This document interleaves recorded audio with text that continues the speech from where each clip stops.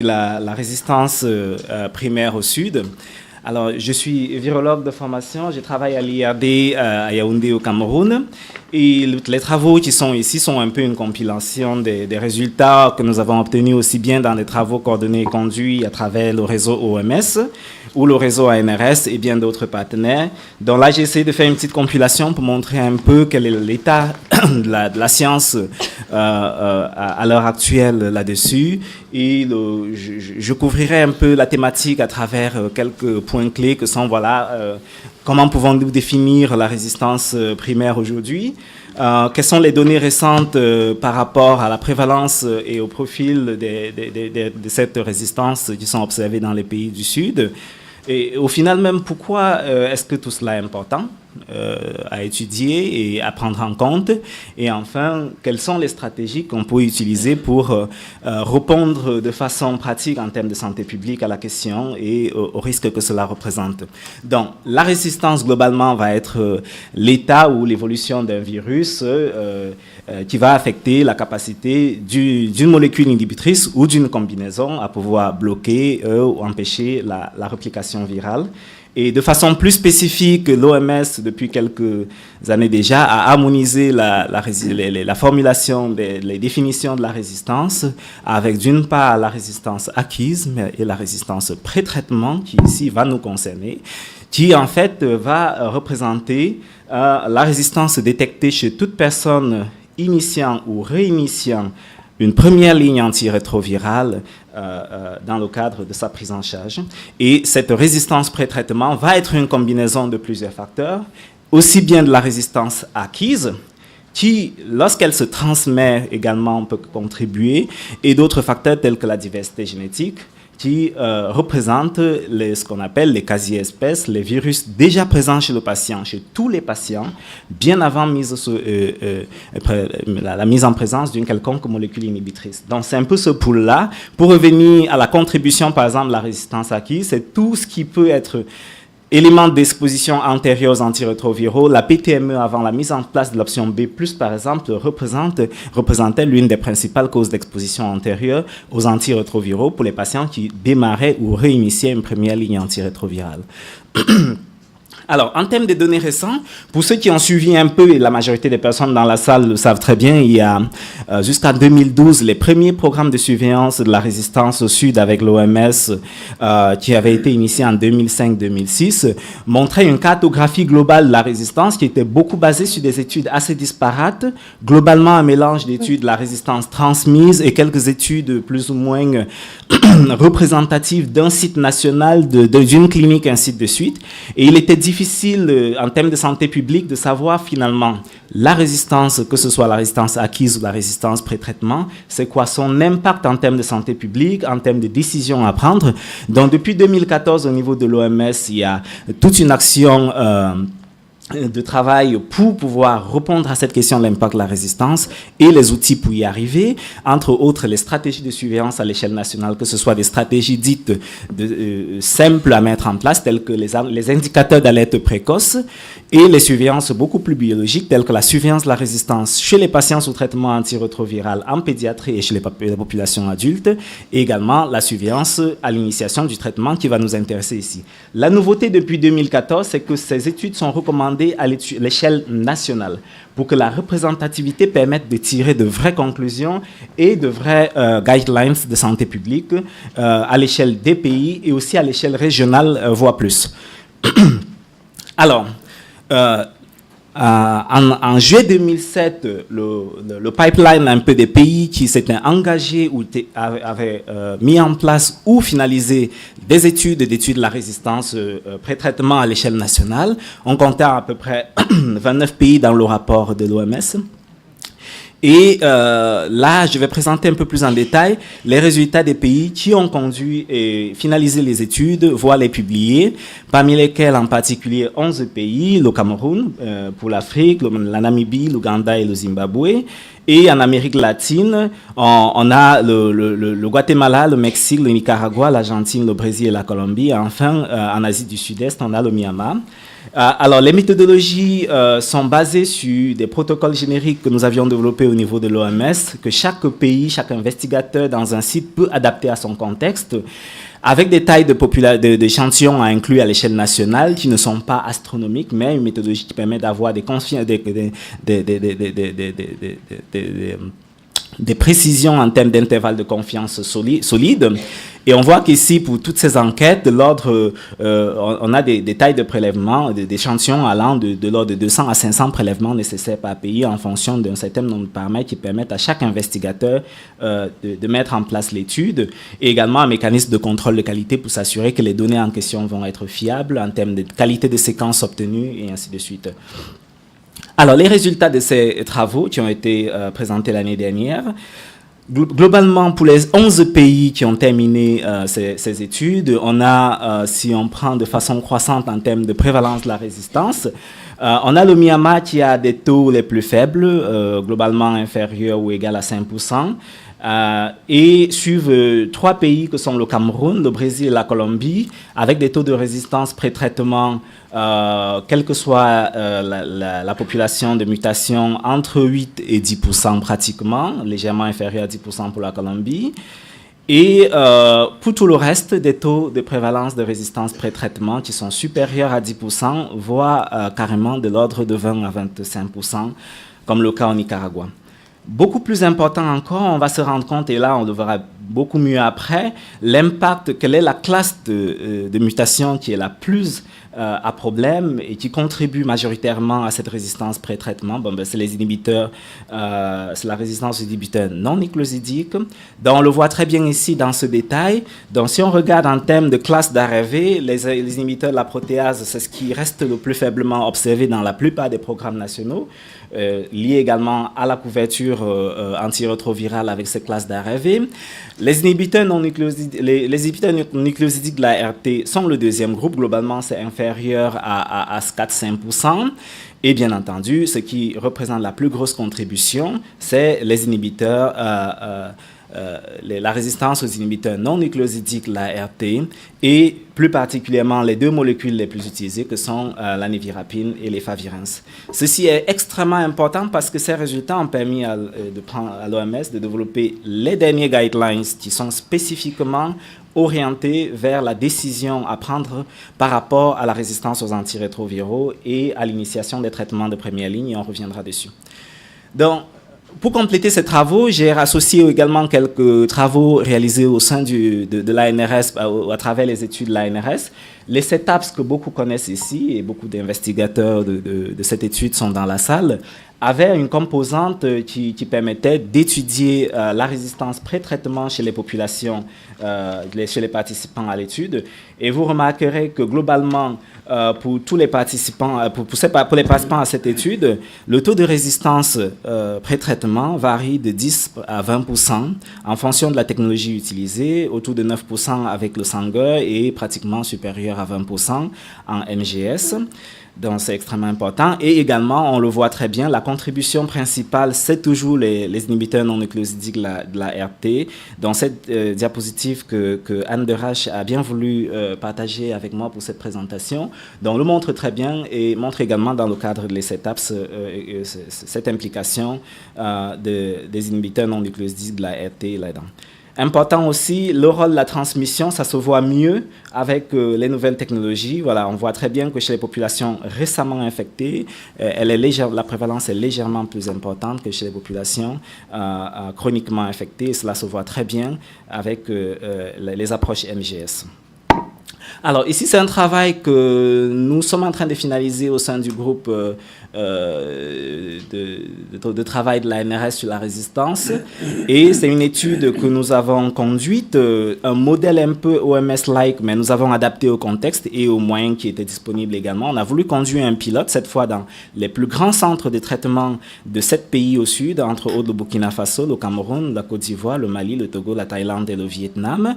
Donc, En moyenne, c'est 150 séquences qui ont été analysées dans chaque pays et globalement, ça représente environ plus de 1000 séquences pour ce travail. Et comme vous le verrez, vous le voyez là, donc on a des taux de résistance qui vont jusqu'à pratiquement 25% au Togo et la résistance globale dans le cadre de ce travail est supérieure déjà à 15%. Donc, vous voyez, on retrouve les valeurs très élevées qu'on a déjà observées également dans les enquêtes nationales. Donc, ce travail peut également permettre de voir les études à l'échelle nationale coûtent extrêmement cher. Est-ce que ceci ne peut pas représenter une alternative pour ne serait-ce qu'identifier les pays dans lesquels il est urgent de mettre en place maintenant une étude à l'échelle nationale?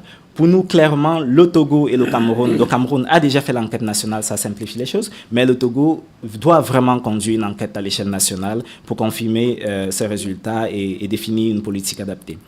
Alors, de façon très pratique et au niveau clinique, c'est quoi l'impact de tout cela? Dans le cas de l'étude 12333, nous voyons très bien que près de 10% des patients en fait démarrent leur traitement en bithérapie et un certain nombre de patients également démarrent carrément en monothérapie parce que leurs antirétroviraux sont bien impactés bien avant mise sous traitement.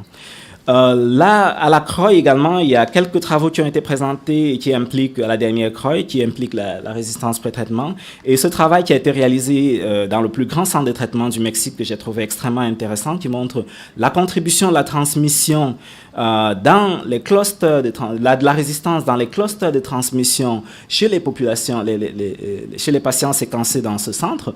Et on a ici 7 clusters qui sont tous porteurs d'une mutation identique, en particulier la K103N, qui montre comment la transmission alimente de façon très importante la résistance pré-traitement et pourquoi il est absolument important de rester vigilant là-dessus. Un point également extrêmement important, ces données et ces résultats sont beaucoup basés sur des approches de type Sanger, c'est-à-dire on va ici évaluer le virus chez la population virale majoritaire, c'est-à-dire supérieure à 20%. Lorsqu'on utilise les nouvelles technologies, vous voyez que systématiquement, on multiplie la prévalence par 2, voire par 3 dans la plupart des études. Il s'agit ici du groupe STAT qui a évalué à l'échelle mondiale et regardé les données de tous les continents. Et vous vous rendrez compte tout de suite que si on met en place, c'est vrai, la question de la signification clinique, mais malgré tout, il s'agit de mutations qui sont détectées et on voit que dès qu'on descend en dessous de 20%, en particulier si on met un seuil tel que 2%, les taux de prévalence de la résistance deviennent extrêmement élevés, de la résistance primaire et de la résistance pré-traitement. Donc, et cela est valable quelle que soit la classe d'antirétroviral qui est considérée, et en particulier ici avec les inhibiteurs d'intégrase, où c'est uniquement avec le MGS qu'on arrive réellement à sortir des choses et les présenter. Donc, la majorité de ces travaux pour le moment, en particulier les nouvelles études OMS, ont été réalisées chez les adultes. Chez les enfants, il y a des études en cours, mais néanmoins, on a des données également chez les enfants. Là, j'ai pris cette revue systématique qui a été publiée l'année dernière, qui regroupe 19 études venant de 13 pays avec plus de 2600 enfants, et qui montre que, globalement, la résistance pré-traitement chez les enfants, ça confirme ce qu'on savait déjà, qu'on sait toujours, mais quelque chose auquel on apporte encore très peu de solutions, malheureusement. Chez les enfants, c'est une catastrophe, pour être aussi simple que ça. Globalement, on est supérieur à 60% dans la moitié des sites, entre 60 et 70%. Vous pouvez regarder un peu les prévalences là. Et c'est pour ça que les recommandations de mettre systématiquement les enfants sous première ligne d'IP sont importantes, mais dans la pratique, ce n'est pas toujours le cas parce qu'à cause de beaucoup de facteurs sur lesquels on va revenir. Et en parlant des facteurs sur lesquels on va revenir, pourquoi est-ce qu'il est important de savoir cela? C'est-à-dire pour faire simple pour tout le monde, ça veut dire quoi tout ça? Alors, si je reviens à la question de la résistance antimicrobienne, qui est quelque chose qui revient maintenant sur le débat de façon très importante, il faut savoir que la résistance à elle seule va représenter un défi de santé publique majeur dans les prochaines années. Ici, il s'agit d'une revue qui a été faite en 2014, qui montre comment d'ici à 2050, nous allons compter environ plus de 10 millions de morts chaque année dues à la résistance antimicrobienne. Et comme d'habitude, les usual suspects, ce seront les pays du Sud qui vont payer pratiquement plus de 90% du tribut de cela. Et pour illustrer davantage, d'ici à cette période, la résistance à elle seule représentera un problème de santé publique beaucoup plus important que certaines maladies très, très importantes que nous connaissons, telles que le cancer. Et donc, voilà à peu près ce qui nous attend si on ne se réveille pas. Pour revenir à notre thématique bien précise que la résistance pré-traitement, voici la modélisation de l'OMS qui montre d'ici à 5 ans ce qu'une résistance pré-traitement supérieure à 10% va avoir comme conséquence. Si vous vous rappelez les données de tout à l'heure, pratiquement tous les sites sont supérieurs à 10%. Donc, ce sera à peu près 135 000 décès supplémentaires d'ici à 5 ans et, bien entendu, de nouvelles infections parce qu'on n'arrive pas à atteindre cette suppression virologique qui est contrôlée et c'est de ce fait qu'il y a la résistance qui est transmise, qui revient. Bon, voilà. Malheureusement, tout ceci va avoir aussi un impact économique. Démarrer en seconde ligne, ça veut dire 10 fois plus cher. Démarrer en troisième ligne, ça veut dire à peu près plus de 100 fois plus cher. Donc, ça également, ça a un coût. Il est estimé à peu près à 50 milliards de dollars chaque année, ne serait-ce que pour la résistance aux antirétroviraux, si rien n'est fait. Alors, que faut-il faire dans ce cas? Il y a beaucoup de choses qui peuvent être faites, qui vont dépendre d'un certain nombre de facteurs. Chez le patient, il est important que des choses simples telles que l'adhérence au traitement. Nous savons que si nous arrivons à limiter l'émergence de la résistance sous traitement antirétroviral, de facto, on prévient également sa transmission pour ce qui concerne la résistance pré-traitement. Donc, il faut un bon succès thérapeutique. Et comme a dit Christine hier, il faut que ce contrôle virologique perdure sur le temps. C'est le plus gros défi que nous allons avoir maintenant. Donc, là, on s'adresse au patient. Au niveau du patient et de la communauté, tous les facteurs qui vont limiter son succès virologique vont malheureusement nourrir l'échec et la résistance, que ce soit la stigmatisation, la discrimination et toutes les barrières à l'accès au traitement correct. Au niveau des programmes nationaux des cliniques, c'est toute la question du monitoring, de l'adhérence, du soutien à l'adhérence, des ruptures de stock. C'est des questions qu'on connaît, on le décrit tous les jours, mais pour moi, vraiment, le point majoritaire, c'est le suivi virologique, en particulier l'accès à la charge virale qui reste la question. On a des études qui montrent très bien comment la charge virale peut prévenir la résistance aux antirétroviraux. Pourquoi ça reste un défi majeur à mettre en place? Toute la question est là. Les technologies ont évolué. On dispose de tous les niveaux de technologie dont on a besoin. C'est vraiment une question de mise en œuvre et de fonctionnement. C'est vraiment le point important. Deuxième aspect, pour aller au-delà de ça, l'OMS a développé en juillet 2017 ces guidelines pour indiquer aux programmes nationaux quelle stratégie mettre en place dès qu'on a des données qui confirment à l'échelle nationale des taux de prévalence pré-traitement supérieurs à 10%.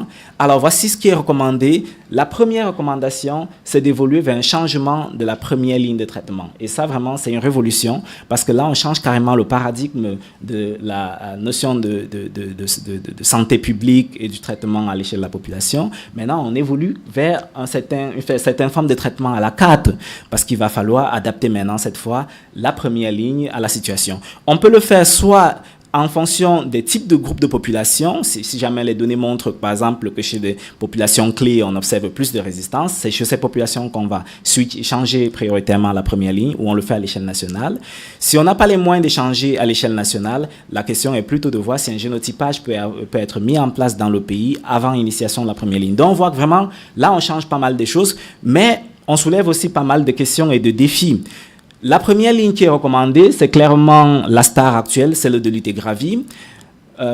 Mais pour ceux qui étaient au petit café matinal de virologie ce matin, le dolutegravir tout seul, comme toutes des molécules toutes seules, sans accompagnement et tous les mécanismes de protection et de suivi à côté ne pourront probablement pas résoudre le problème. Il faudra néanmoins continuer à développer le suivi virologique et encadrer le traitement.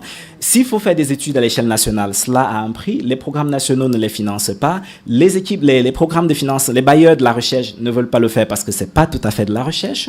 Et s'il faut mettre en place du génotypage avant initiation du traitement dans des pays où la charge virale n'est pas encore disponible, où la résistance pour les patients en échec, voire switch en troisième ligne, n'est pas disponible, quelle priorité va-t-il falloir développer? C'est un peu toute la réflexion qui est en cours actuellement pour comprendre comment allons-nous mettre cela en place, comment allons-nous passer de cette théorie à quelque chose de réaliste et de faisable. Et sur ce, je vous remercie.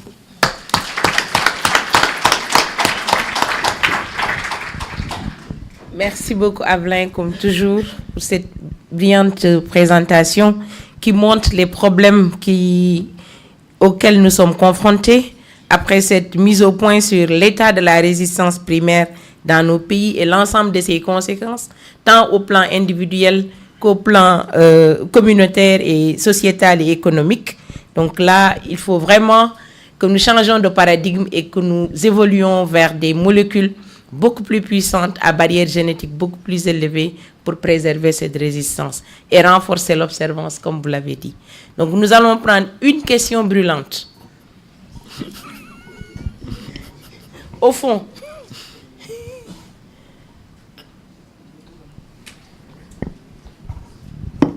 Roger Couillos de Zurich. J'ai une question par rapport au dolutegravir. Vous avez dit que comme substance, ça ne va pas solver tous les problèmes comme substance sans soutien. Voilà. Et d'ailleurs, je partage votre point de vue, mais on pourrait aussi argumenter pour le contraire, parce qu'on voit presque en Europe et en Amérique du Nord, on voit presque pas de résistance contre le dolutegravir, sauf dans les monothérapies, et en plus on ne voit pas de transmission de résistance. Donc on pourrait aussi dire que comme substance, ça va déjà solver tous les problèmes liés à la résistance. Quelle est votre opinion sur ce point? Je suis tout à fait d'accord avec vous sur le fait que, la recommandation, elle est excellente parce que c'est vraiment une des rares fois où une des recommandations qu'on refait régulièrement sur les faibles barrières génétiques des molécules de première ligne, que sont les NUC et les non-NUC, est prise en compte, et avoir une molécule avec une meilleure barrière génétique en première ligne est une excellente chose.